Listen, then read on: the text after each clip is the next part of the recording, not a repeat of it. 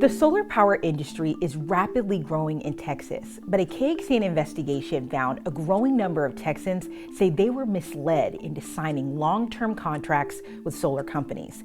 This week on Inside the Investigation, investigative reporter Arezow Doost explains why the Attorney General is now threatening legal action. Welcome to Inside the Investigation. I'm investigative reporter Kelly Wiley, and I'm here with my colleague Arezow. Thank you so much for joining us. Thank you for having me. This story, I read it and it really got me. You're a character and who you spoke to for this story. But first, I wonder if you might explain how large the solar panel industry is right now in Texas. Texas is leading the way, according to a national trade group that we have been talking to throughout this investigation. Just last year, Texas installed 11 gigabytes of solar power installations. And to kind of put it in perspective, they told us that is powering more than 1 million homes across the state. Wow, wow. So it's a large growing industry, and you spoke to one of the many consumers who purchased solar panels. Tell us the story of Patricia.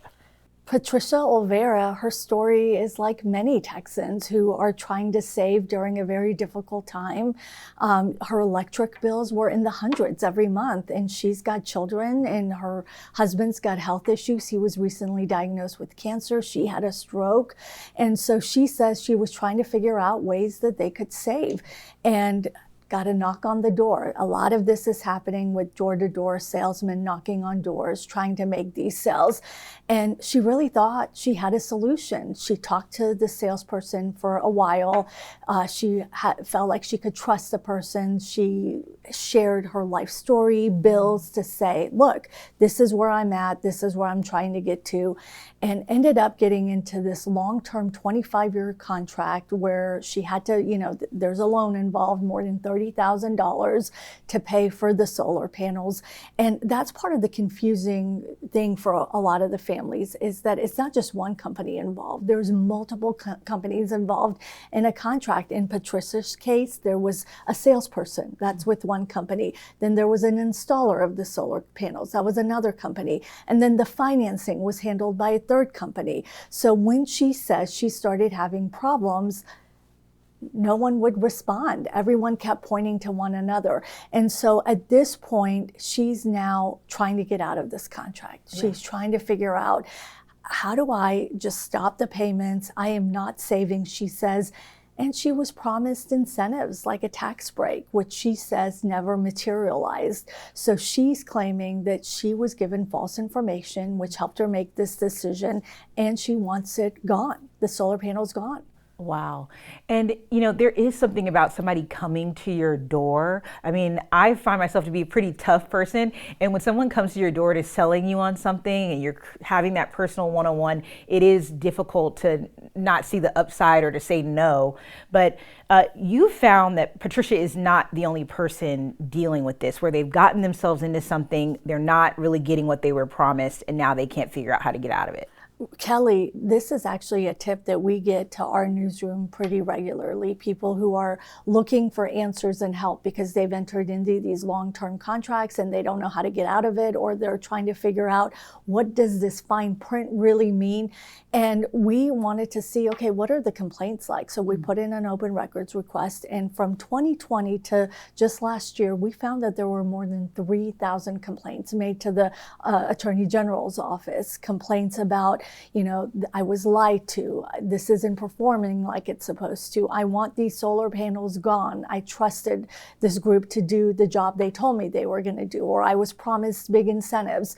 And so out of the more than 3,000 complaints, we found that about a fifth of them go back to 10 companies that are currently under active investigation. Wow. So really, there's a lot more going on there. Where do these investigations stand with the AG's office at this point? We've tried to get answers from the AG's office about the complaints and the investigations, but our repeated requests for comment and to talk to someone to get a better understanding have gotten unanswered. The AG's office did issue a press release earlier this month saying we're investigating several companies and we are going to go after them. So that is a good sign that it is on their radar. Okay.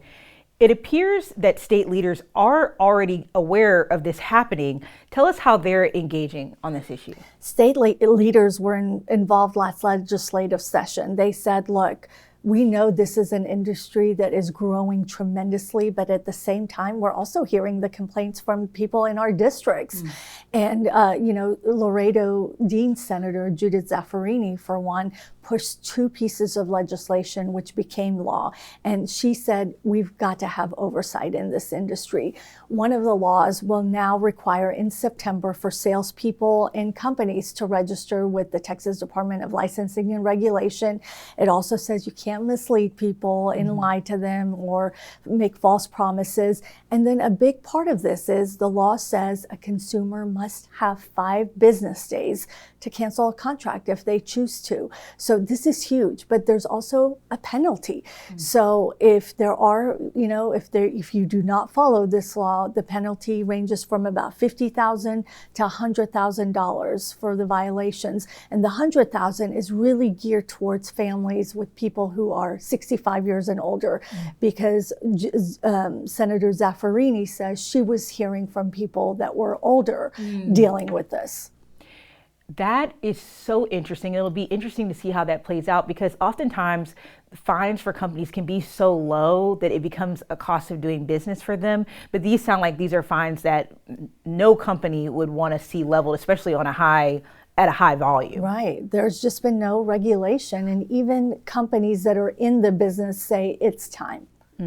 Arezow, thank you so much for this reporting. I know the people who've been writing into us telling us about this issue are probably so excited to see this reporting, and it's probably a good information for people who might have somebody come to their door next. Thank you so much. Thank you for having me. You can watch all new episodes of Inside the Investigation on the KXAN Plus app every Friday starting at 1 p.m. Just search for KXAN on your preferred streaming devices, such as Roku, Apple TV, and Amazon Fire TV. You can also listen to KXAN's Investigative podcast, where we feature audio versions of our weekly Inside the Investigation episodes. You can find new episodes every Saturday morning wherever you get podcasts. Just search for KXAN Investigates.